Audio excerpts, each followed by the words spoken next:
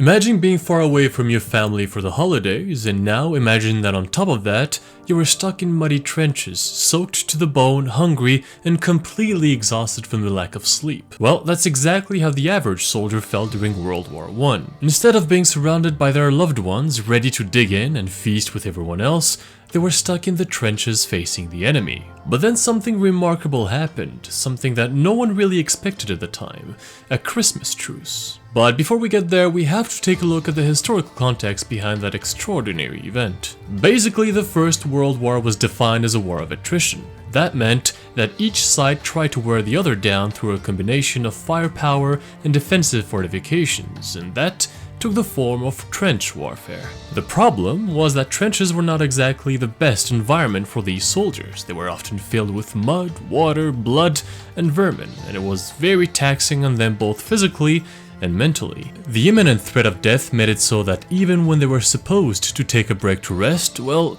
the soldiers simply could never truly relax, and thus, sleep became a luxury. It's under these conditions that on Christmas Eve of 1914, something incredible happened on the Western Front. British and German troops were facing each other in the trenches, and the mood was at an all-time low. The endless, sleepless nights on top of the hunger and cold made it so that the morale was truly in the gutters. But then, slowly but surely, the sounds of gunfire and artillery gradually faded away, and what replaced them were songs. In an incredible act of solidarity and bravery, soldiers from both sides anxiously ventured into no man's land, the barren expanse that separated both camps. It took a great deal of trust and courage to do so, since obviously they had no idea how the enemy would react. Nonetheless, soldiers from both camps started singing Christmas carols and other festive songs, and despite the language barriers and the fact that they were of course enemies in the war, they were able to communicate together.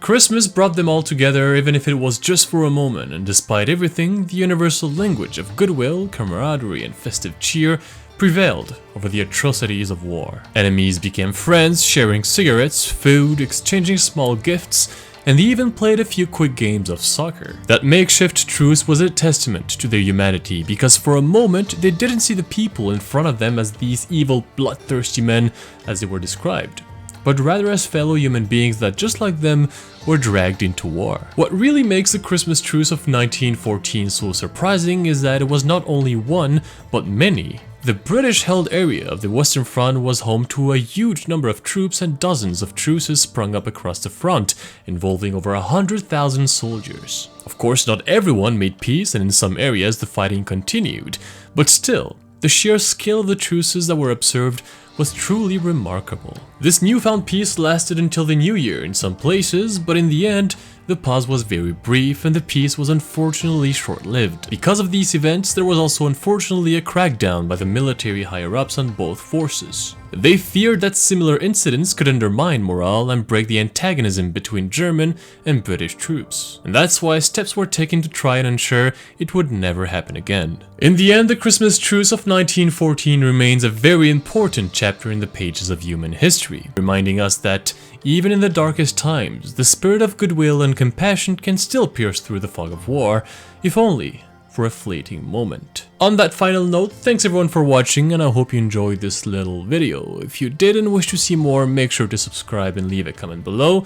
It's always appreciated and it helps a lot. Now then, I wish you all happy holidays, Merry Christmas, and take care.